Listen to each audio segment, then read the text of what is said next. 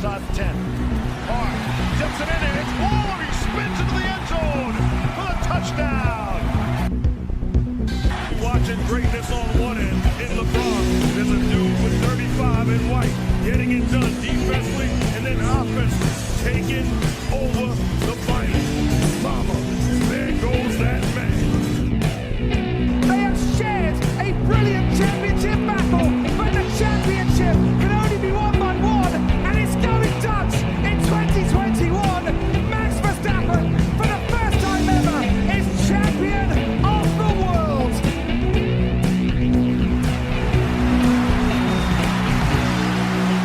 Hello everybody and welcome to this week's edition of the Waterboy Experience. I am your host, the Waterboy himself, Davis McLemore, and good lord do we have a show this week. NFL news, positives and negatives, NBA talk, and nondescript motorsports. And from there, I have no idea. But hey, we're going to have some fun today, so please join me in welcoming the Red Bull chugging son of a gun, the CEO and CFO of Nye Productions, Jason Shaddix. Jason, how are you?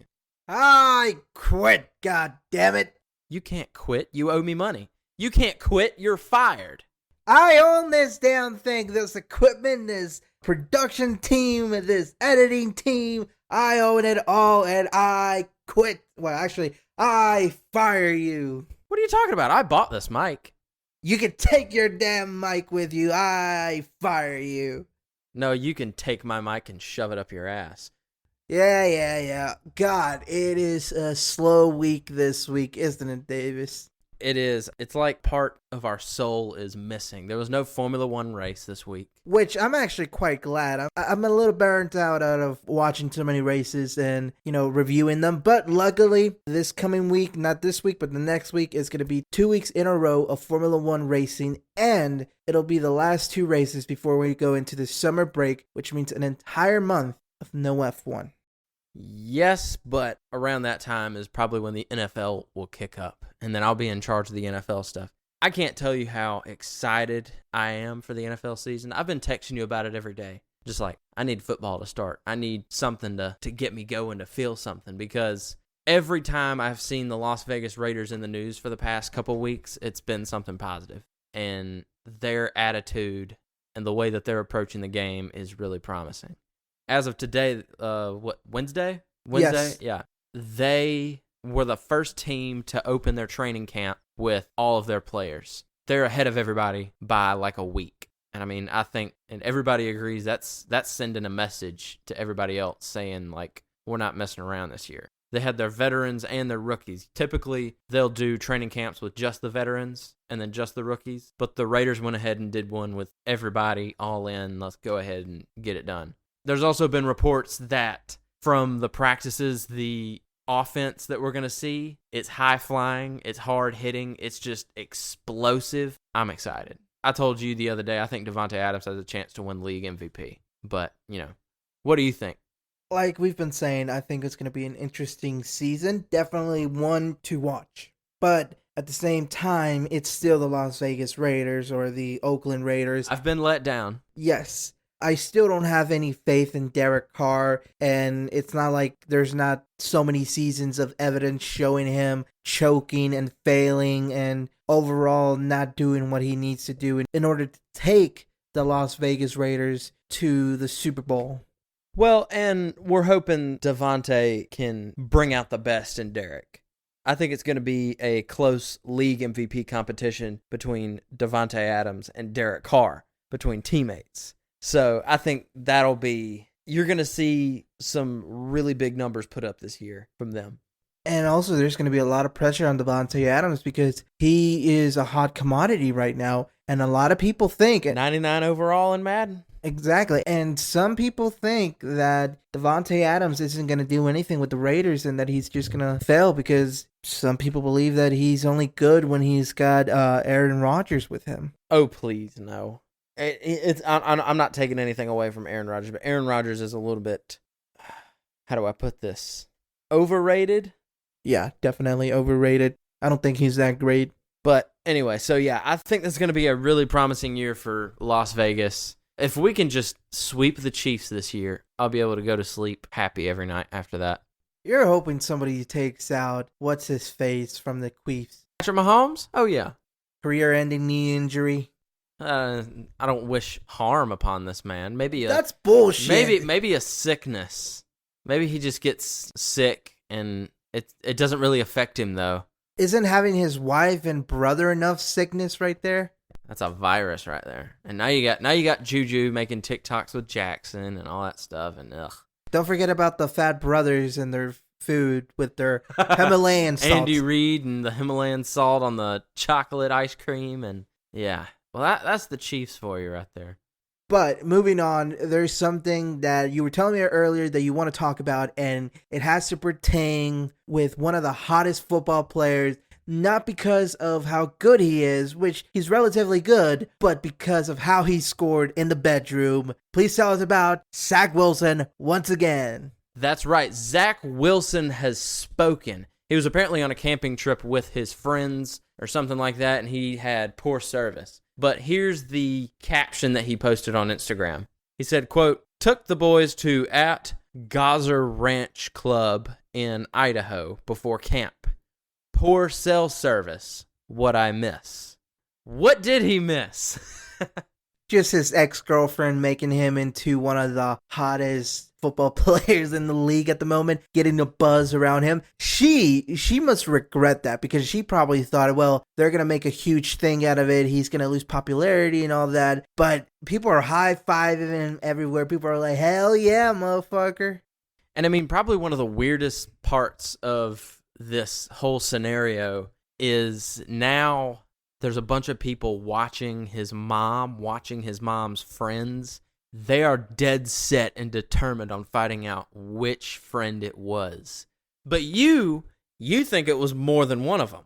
I'm telling you, he banged more than one of them. I bet you he had a threesome. No, a foursome. No. An orgy with a few of them, okay? That's how confident I am that it was not just the one, but multiple women that he had sex with that were his friend's mom. Now, whether it's creepy or not, I think it determines on how long they've known him. If they, like I said last week, if they've known him since he was a kid, that is a little bit creepy. But if they only knew him... It's almost like a grooming thing if you've known him since he was like a baby. That's weird. Exactly. But if it was more like, well, we just were friends for the last few years and knew him as a young man, then you know what? I could see that. I mean, he's a good-looking kid. You know, they're quite good-looking women. And you know, what happens. But hey, it takes two to tango. That's what I always say. Well, now the media or these, quote, joke news sources have apparently picked a fight with Lisa Wilson, his mom, because according to her Instagram stories that she actually shared yesterday, there have been like quote-unquote news people that have been hiding out in the parking lot of her gym. And they've been taking pictures of her and trying to see who she's working out with. And, you know, it's a big MILF hunter race. This is like the gold rush. I feel bad for the woman because she bangs one, she'll bang us all. Let's get them, boys. I feel bad for her just because she doesn't want, like, obviously maybe some of the attention was nice and all that, but, you know, people stalking you, people taking pictures of you at the gym, that's creepy in and of itself, and I don't think they should be doing that. And honestly, if they want to release who it was, you know, they'll release it. If they don't want to say who it was, then, you know, they're not going to say anything. You're not going to figure it out anyway. You don't know you don't know her. You don't know her friends. You don't know anybody. You don't know how things went. Hell, for all we know, it's not even true. I wish it was. I hope it's true. But, you know. Well, she also says, you're in charge of your own happiness, and none of these people get to write your own story. These people do not get to write Lisa's story, but it sure does seem like they are. Because now, like, she's also facing backlash because she's like, what, you know, people are like, what kind of mother would let their friend fuck their son?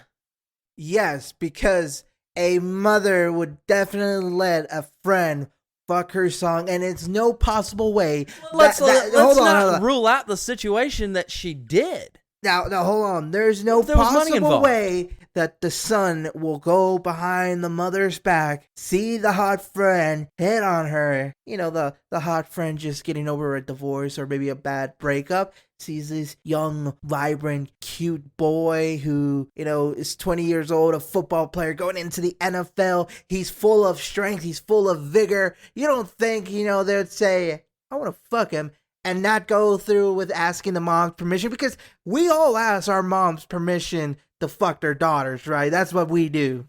Or sons or whatever. You have to be respectful. I mean, but look, okay, so we can't completely rule out the situation that this woman wasn't divorced. What if she was married? What if she had other kids? What if this is just a weird, perverted porno?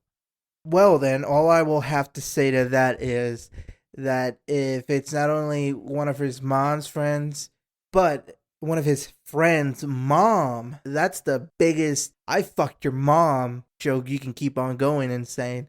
But anyway, that's just my thought. I think it's a little bit ridiculous that people are paying a little bit too much attention to this. It's a funny story, definitely something to laugh about, but it's not really that important. It is important. We have to get to the bottom of this. But no, okay, so one last quote. She said, "The people questioning? No. Shut up. I have good friends. You guys are idiots." So. Plus, I mean, do we really know if this person is actually one of her mom's close friends? Maybe it could have been like an acquaintance. Because all we're hearing is one side of the thing, in which it was Zach Wilson slept with one of his mom's best friends from an angry ex-girlfriend. What do we really know about anything else? Nothing. So, I mean, I think it's something that, like I said, just move on. Cheer him as a hero. He fucked a MILF, and a MILF fucked him, whatever. But anyway, do you have any other news that are more pertaining to sports? Actually, I do. This is sadly going to become the Deshaun Watson podcast once again. I mean, come on, the people are already used to our weekly segment on Deshaun Watson. It started about a few episodes ago. Can we just make the whole episode Zach Wilson? No, because I got some nondescript motorsport news, Oh, as you're you like right, to you're call right. it. But let's talk about Deshaun Watson. Tell me, Davis, what has he done now? What has the judge ruled? What has Roger Goodell said in this weekly Deshaun Watson segment? Well, nothing's really happened. There's just been a lot of speculation that's been coming out. So what it sounds like is that the Judge Sue Jackson, is rumored to only be looking for a 2-game suspension for Watson. 2-game suspension? What kind of fucking judge is this? Is this an I have no actual... idea. Is this a real judge, or is this like a I jabroni have gimmick no judge? idea. You throw any of this evidence that they've had, put that in a real courtroom in front of a real judge, they're going to rule against it every time, and the punishment's going to be more serious than 2 games suspended. Exactly. Take away his name. Take away his I was about to say F1 NFL popularity. Regular guy. All this evidence against him. What a judge would say. Well, based on the evidence we have and the fact that 5 years in prison and you're registering as a sex offender. Done. Yeah. What was it? It was 24 women sued him. He settled with 20 of them. The Texans have come to a settlement agreement with 30 other women. 30 others. Exactly. So to me, that just says guilty. Now I think it looks bad because the Texans are trying to pick up some slack that Deshaun had left them with. Because, he doesn't even play there anymore, and they're still doing their thing. Yeah, They're still dealing with this. Exactly, and the NFL's quite quiet about it, right?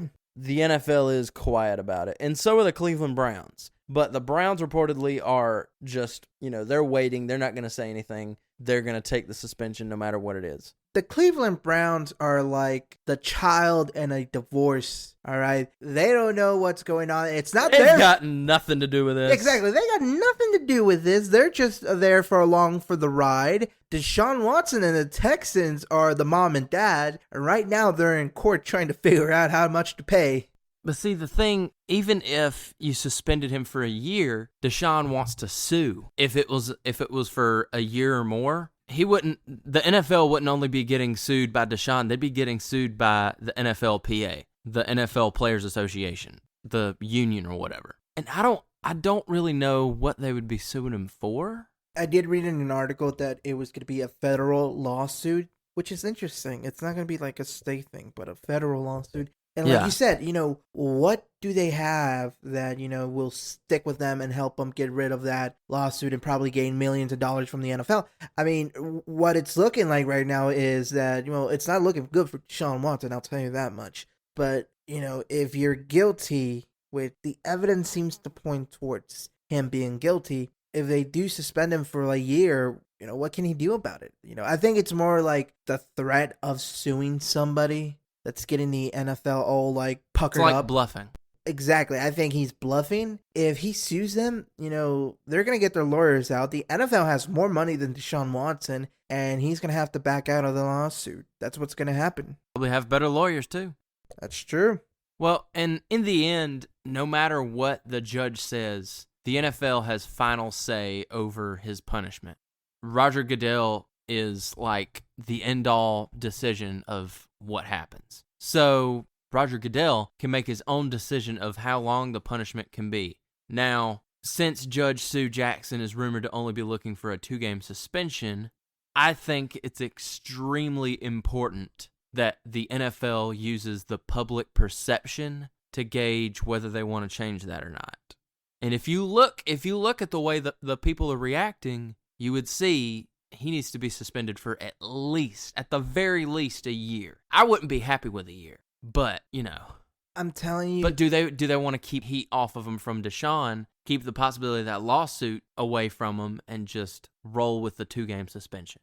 I'm telling you, this is not a court judge. I think it's like an NFL judge or something like that. No, I have no doubt. They could suspend him for a few games, but if the court, like the actual legal court, finds him guilty, which we're hoping they do with all the evidence, and throws him in jail for the next 5 years, Roger Goodell ain't going to do shit. He's just going to be like, okay, well, we tried. Bye. Well, that's it, yeah. Cleveland Brown, get you a new quarterback. They're working on it right now. They ain't got anybody. But they probably don't even have to, because Deshaun Watson's probably going to be back.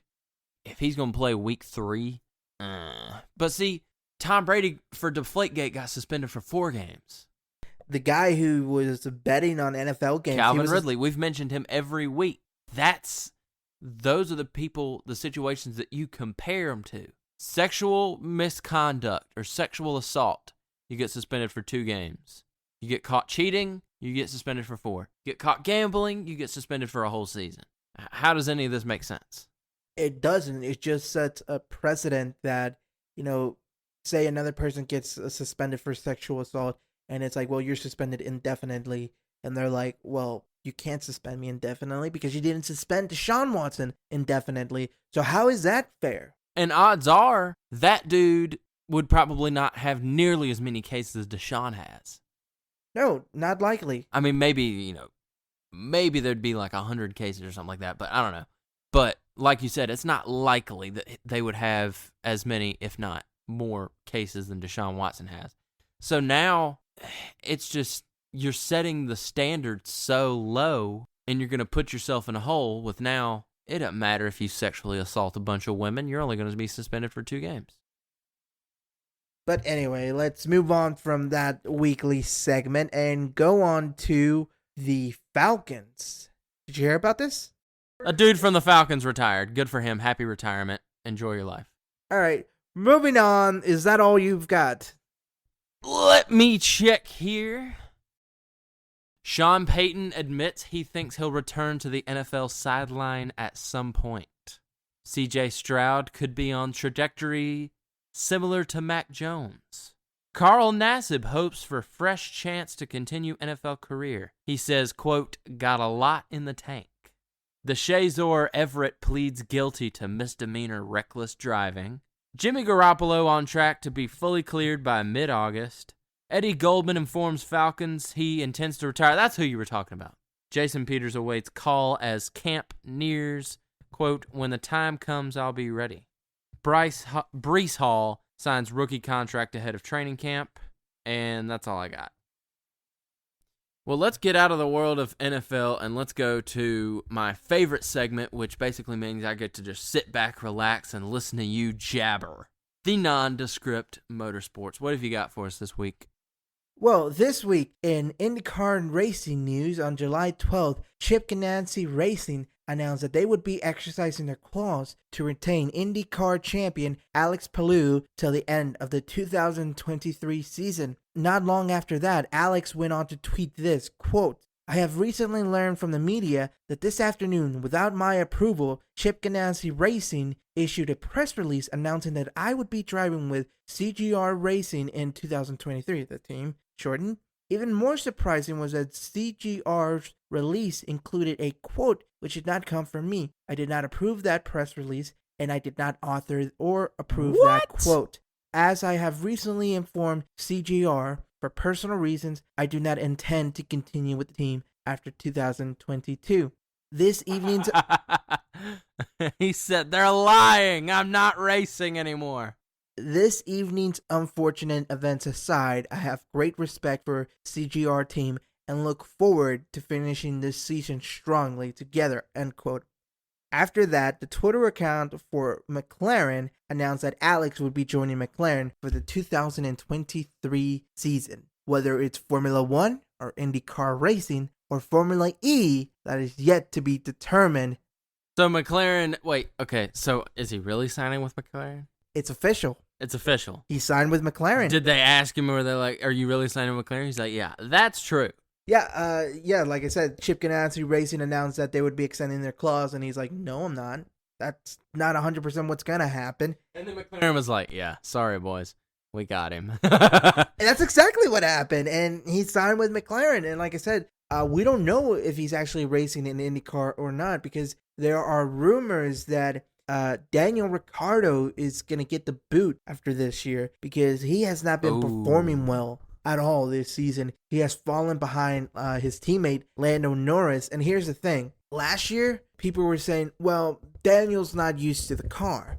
You know, it was built around Lando Norris and Carlos Sainz, who were at the team. But for the 2022 season, these new cars are essentially a reset button for the entire field. So you're starting on equal ground. And Lando Norris has kind of picked up the pace, even though the McLaren is slow as hell. Daniel Ricciardo has been just suffering left and right. He cannot catch a break. So, you know, a lot of people are saying that he's not going to make it till the end of his contract and he's going to get booted this year. While, you know, people like Zach Brown are saying, no, he may be staying and all that.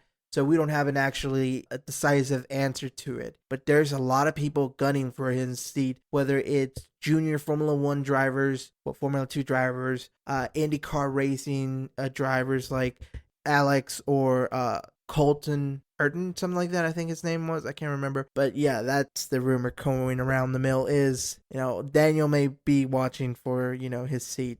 Well, and I mean, you've seen it all season long. Like, Lando Norris, you say that he's a future world champion, right? He's got the potential for it. I don't know if McLaren's the team for it. Okay. So you think he could do it somewhere else? Well, last year, Daniel won a race, which Lando hasn't done yet. But this year, the McLaren has been so awful, and it's like they're powered by Mercedes engines, so that has a little bit to do with it. And it's like all the Mercedes-powered teams took a step back this season. Well, and I mean, in the last few weeks, Lewis Hamilton's been doing really good. Comparatively to last year, he's been doing really good, and even George Russell was doing great. But all the other Mercedes teams have just not really been there. Lando Norris is always kind of middle of the card and towards the lower end, if we're going to be honest. The lower middle end of the card. And, you know, Daniel Ricciardo especially is nowhere to be seen. So it'll be interesting to see what happens at the end of the season. I don't know if Daniel will stay. I would love for Daniel to stay, but obviously now with McLaren, it's obviously not working out. And he hasn't really had any kind of big glory since he left Red Bull. But there, it's like you can't compete against Max Verstappen. Well, and what about the TV show that they're coming out with him? Well, I mean, that's probably just going to be like a show. Just a scripted show? Yeah, just a scripted show. Just something to have an F1 personality for. Even though it's not a really big F1 personality. Exactly. But anyway, besides that, we have news in Le Mans Motorsports where the French manufacturer Puget. I don't know. I've always Puke. I don't know. I always have trouble pronouncing this. Pukey. Yeah, Pukey. I always have trouble pronouncing this name. Anyway, they have announced that they're open to supplying teams their new 8X9 Le Mans hypercar, which is interesting because they said originally they were going to focus on just being a factory team, and now they're actually going to be supplying other teams with their own car as long as it doesn't interfere with their factory program. So that's just an interesting news for anybody who's a big World Endurance Championship fan or a fan of just Le Mans in general. In F1 news, AlphaTauri has admitted that they haven't been performing great as of late. The sister team of Red Bull has failed to score points since Pierre Gasly's 5th place finish in Baku. The team hopes that bringing in a big package for the French Grand Prix will give the team the boost they so desperately need in order to keep up with their rival. If only big packages could get you that far. Just look at the Williams. They didn't get them that far. The Williams. Little Willie. Well, now he's a big Willie. Now he's a medium Willie. Now he's a soft Willie. Moderate to severe sized Willie. All right, and now we have a little bit of a somber news. On July 13th, former NASCAR driver Robert Bobby East was stabbed in the chest at a gas station in Westminster, California. According to the police, he had been stabbed in the chest and was given first aid until the paramedics arrived, but unfortunately, he succumbed to his injuries and died in the hospital at the age of 38 years old. Police named 28-year-old Trent William Mislap as the suspect. He was on parole for armed robbery and was actually wanted for parole violation. On July 15th, the police located him and the SWAT team was called in. A gunfight ensued in which a police dog was injured. Thankfully, the dog didn't sustain any life-threatening injuries, and Trent Mislap was killed. At the time, there is no known motive for the attack, and we wish to send our condolences to his family. That freaking sucks. I never heard much about him. I can't say that I know who he is, but I'm a little interested to see what the motive was behind that. That doesn't make any sense. I think it was just a random act of violence, you know. We don't like to get very political. Where was this again? California. California? Like, we don't like to get very political on this show, but, you know, the world is becoming very violent. There's just so many random acts going on. Don't blame it on video games. No, we're not blaming it on video games, but just, it's sad when you hear stuff like this, that for no apparent reason, someone gets stabbed, whether it's, you know, a NASCAR driver or, you know, just a regular Joe, you know, getting stabbed for no apparent reason. That sucks. Yeah. But anyway, keeping on with NASCAR news, we actually have some bit of an exciting news as NASCAR adds a new track. Well, you're bringing me up and down today, aren't you? It's just going circles now today. We're going circles, baby. This is the Circles edition of the Waterboy Experience. Sorry, the Oval edition. Oval, yeah. Yeah. Anyway, NASCAR adds a new track to the 2023 calendar, with it being the first street track in NASCAR Cup history. The race will take place in Chicago, Illinois. The 12-turn, 2.2-mile track will go through Grant Park and start in South Columbus Drive. So it's a street track? Yeah, they're not going to race in an actual oval track. They're going to take the way of Formula One, Formula E, and wow. Yeah. So it's going to be interesting. I've never heard of. Definitely, we need to watch that and see how it does. Yeah, I definitely want to watch it because they don't have the banking that the oval does, which all NASCAR tracks have. So it's going to be very interesting to see how this race is going to go. I don't think there's actually going to be any turns. It's just going to be a big oval. Yeah. I'm a little bit skeptical about how those cars will perform on that. I mean, in Formula One, they tend to be hit or miss, the street track. So, you know, it's going to be an interesting thing, something we're going to keep our eyes on for whenever that race is.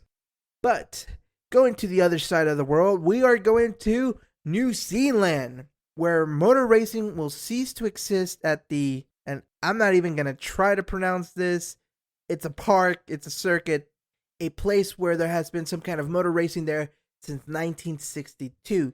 The owner of the circuit confirmed that April 2nd of next year will be the last time this venue will host a motor race, as it will be transformed into a training facility for thoroughbred horses. Interesting. So instead of cars, now they're going to use it for horses. I mean, to be fair, with these gas prices, I don't blame them. But anyway, we also have news that 6-time Superbike champion Jonathan Rea has re-signed with Kawasaki through 2024. This will make it 10 years since Jonathan has first signed with the team in 2015. Currently, he stands second in the standings.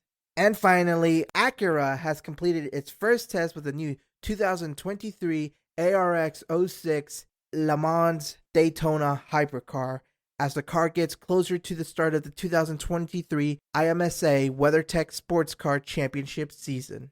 And that has been my nondescript motorsport news, but I do have one more thing to do, and this is not motor racing, but this is NBA news. Why are you throwing a curve at me all of a sudden?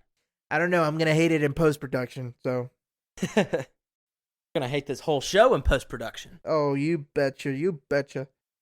All right, so NBA star forward Miles Bridges has been charged after battering his wife, Michelle Johnson, last month in front of their children. Johnson suffered a broken nose, concussion, and other serious injuries, which were seen in photos she shared on Instagram. So yeah, and she did get a few bruises. She got it pretty rough.